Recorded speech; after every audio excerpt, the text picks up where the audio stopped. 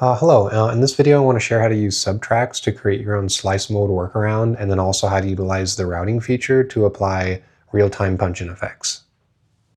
So the first is going to be slicing. So the Tonverk doesn't have slice mode, obviously, but there's a pretty nice workaround. So we will go through that now.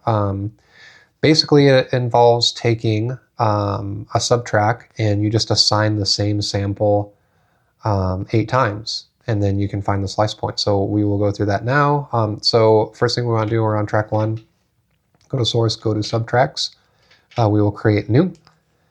To assign a sample to the first subtrack, you hit function, select the first subtrack. We'll go into my user folder, and I have a drum loop here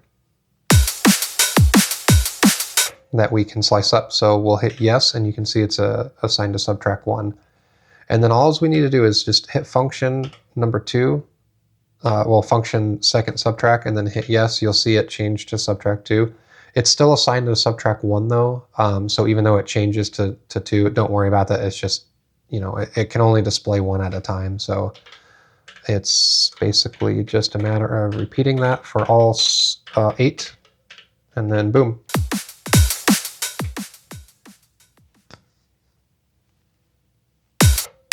Okay. And what's nice about this is each subtrack has its own amp and filter page, so it actually does have some benefits over just a normal slice machine or slice mode.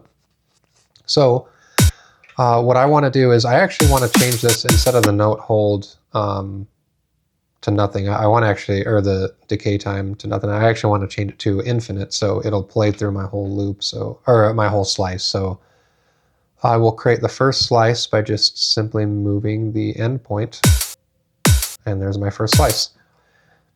The only downside to this, if you have a really long sample, this sample isn't too long, it's pretty easy to see where the transients are, but you can't zoom in and out on this like you could with like a normal slice machine.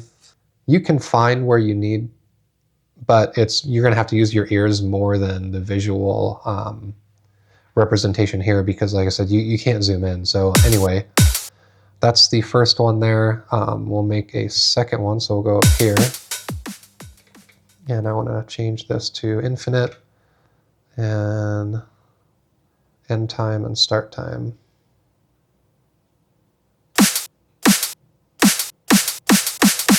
So like I said, you kind of have to use your ears,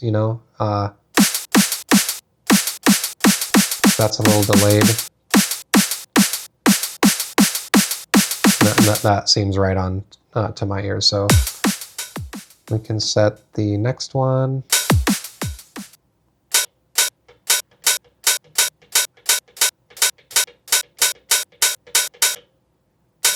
That sounds pretty good. I'm going to here and go to the fourth one.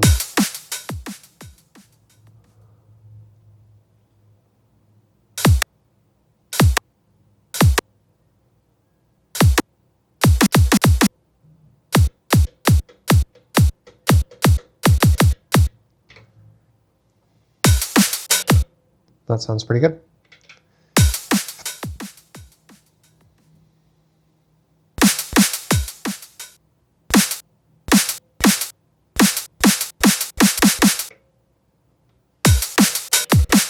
Okay, and then just like that, we've basically sliced up this.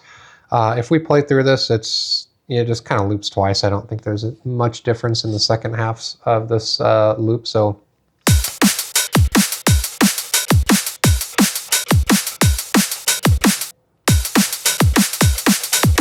yeah, that's pretty much that. And then we have a couple left over. We can use some of these for some other cool effects. Maybe we'll try like a reverse.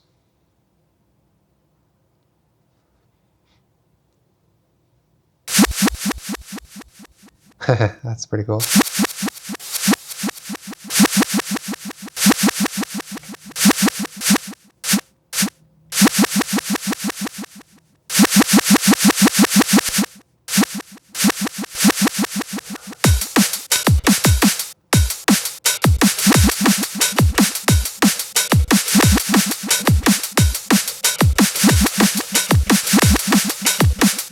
So, and this is the benefit of using, these subtracks, like I said, so, because they have their own amp page, so, we can do these cool effects, like have this reverse sit here, and then have the slow decay time. And yeah, and that's pretty cool. You can parameter lock all this too. I mean, there's a lot of different ways to do these tricks on these Electron boxes with the sequencer. But if you want to actually play it out live in real time and not have to utilize the parameter locking, then yeah, these have their own amp and filter pages that you can just set up. Super nice. What can we do for this one? Let's do, we can tune it up or down.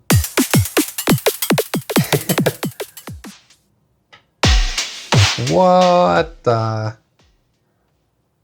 That is crazy.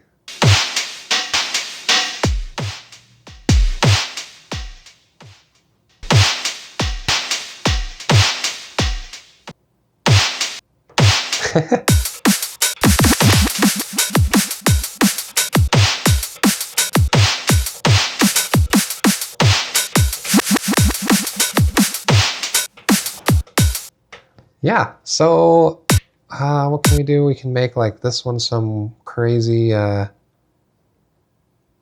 see.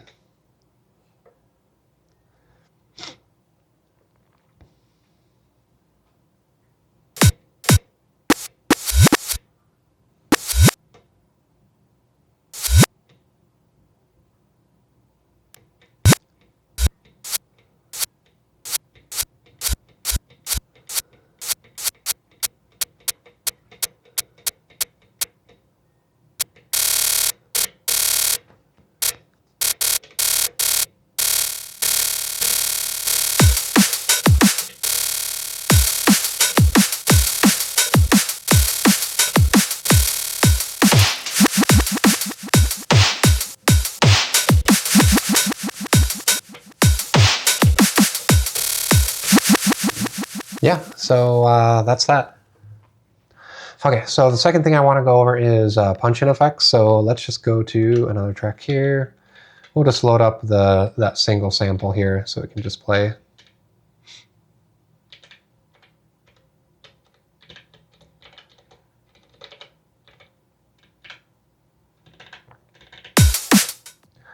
All right. And we got to change the tempo because I think this is 174. Change this to 32. And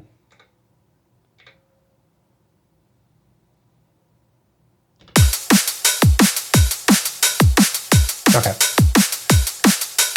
So now it's just playing the normal loop itself. So let's go to a subtrack and then we'll add in an effect. Let's do daisy delay. And then we'll want to hit function and the mute button, which underneath you'll see the routing there. So we'll just hit routing. And we'll choose track 2 and we'll route it to bus 1. And now when we play this loop, it will add the effect of this, whatever we have on the first bus track. So what the crap?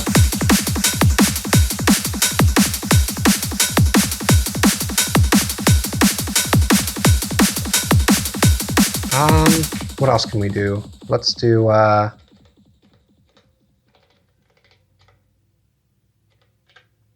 something like this.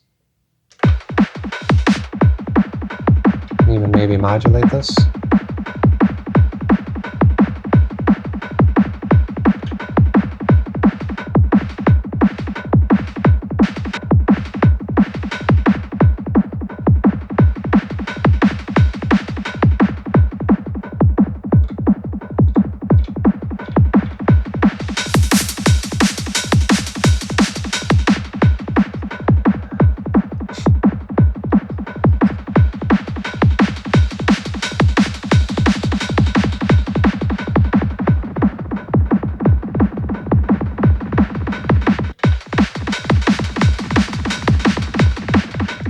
Okay, and then all we have to do is run here. Oops, wrong one.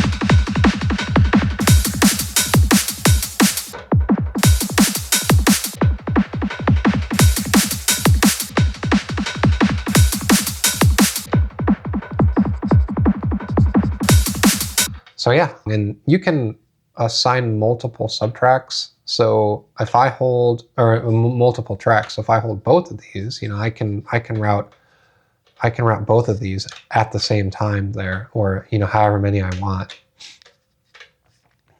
which is really nice. So let's try another one. We'll go. Oops, I'm still in routing. Let's go into here, and we'll add a couple different effects. Let me route first of all. Let me route. Wait, we're on track 2. Okay, let me route that to bus 2. Let's do degrader. This is cool. And maybe we'll pick that.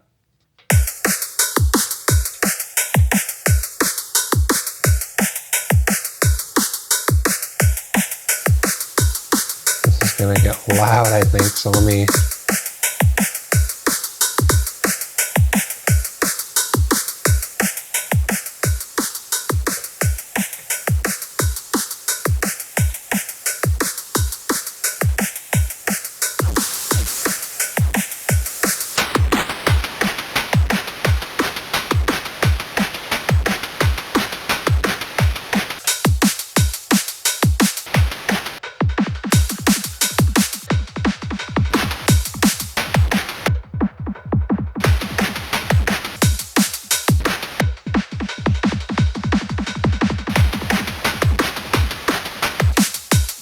Okay, so that's what I wanted to share with you guys. Hopefully you find that useful, and thank you for watching. See ya.